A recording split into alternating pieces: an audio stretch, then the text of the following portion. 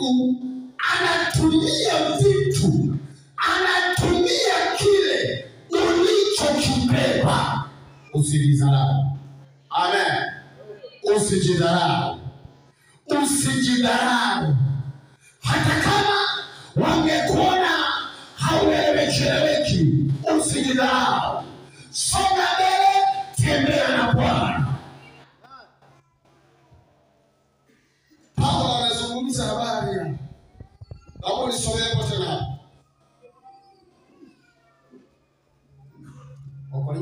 Wakorintho, nisomee hapo tena, twende pamoja.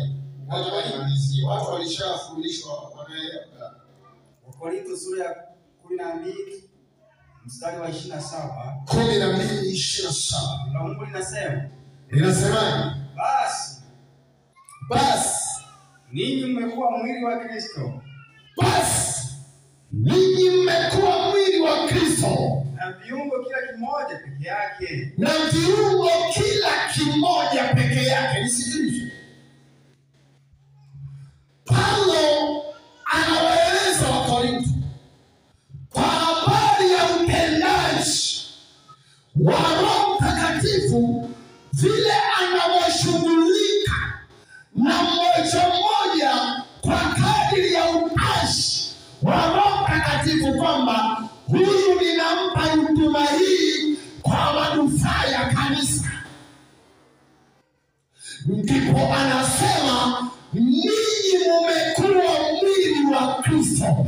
Kwa hiyo kanisa ni mwili wa Kristo pale kama kuna mtu amemwamini Kristo na anaishi katika Kristo kweli. Endelea hapo. 28 inasema na Mungu ameweka wengine katika kanisa.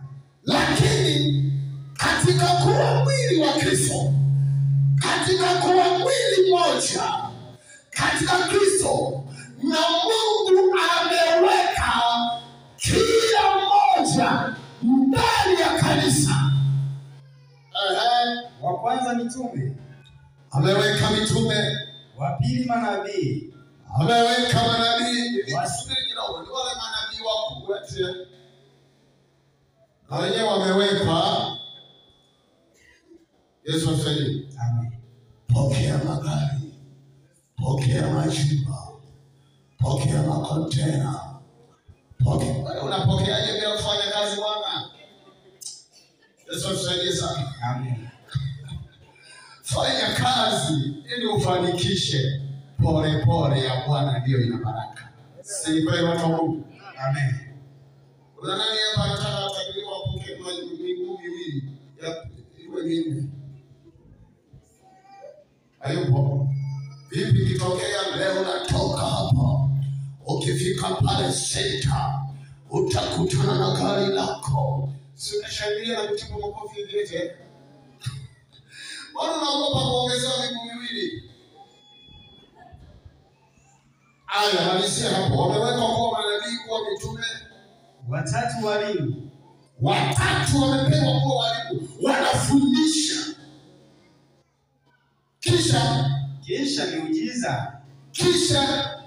Kisha karama za kuponya magonjwa. Ndio. Na mafaidhano. Ndio. Na maongozi. Ndio. Na aina za lugha. Mungu akubariki sana. Watu wa Mungu, Yesu asifiwe. Kristo ambaye Yesu wakati yuko hapa duniani alifanya kazi yake ya kuhubiri Injili na kuliandaa kanisa.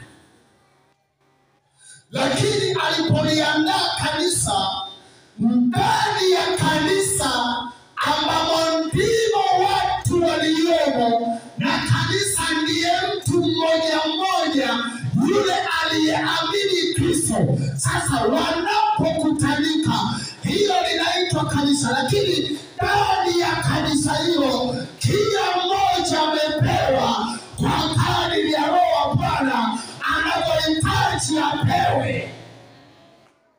Kuna watu wamepewa kuwa manabii, kuna watu wamepewa kuwa mitume, Kuna watu wamepewa kuwa wachungaji, kuna watu wamepewa kuwa walimu, kuna watu kila mmoja kwa sehemu yake. Lakini pale unapopewa ile utuma uliopewa, ndipo hiyo ambayo Mungu anamuuliza Musa, una nini mkononi mwako? Umeshikilia jambo kale kwenye mkono wako, kwa maana nyingine kwamba ndani ya moyo wako liko jambo gani ambalo Bwana ameiachilia kwako? Iko huduma gani ambayo Bwana ameiachilia kwako? Iko shughuli gani ambayo Bwana amekupa ndani ya kanisa? Tamani kusimama na hiyo ambayo Bwana amekupa, na hiyo ndio utakayolipwa nayo. Yesu asifiwe. Sikiliza, kila mmoja atalipwa kulingana na kile alichokibeba, kulingana na kile anachokitenda, kulingana na kile anachokifanya. Acha kudharau, acha kukejeli. Unapoimbisha hapa, wanaanza kusema, mbona naimba kama naenda kulia, mbona naimba kama naenda kushoto, mbona naimba kama nasujudu. Wewe gonga na usonge mbele, wewe imba na usonge mbele. Hata kama utakuwa unahubiri hapa watu wanakung'onga, wewe usiangalie kung'ongwa, angalia kazi ya msalaba. Maana Yesu ndiye amekuita na amekuweka, na yeye ndiye anataka adhibitike kupitia kile ulichokibeba. Yesu asifiwe. Kile ulichokibeba ndicho Mungu anadhibitika nacho. Sasa nikawa nawaza, kwamba kameraman niwaambie watu kidogo ili ukiruke.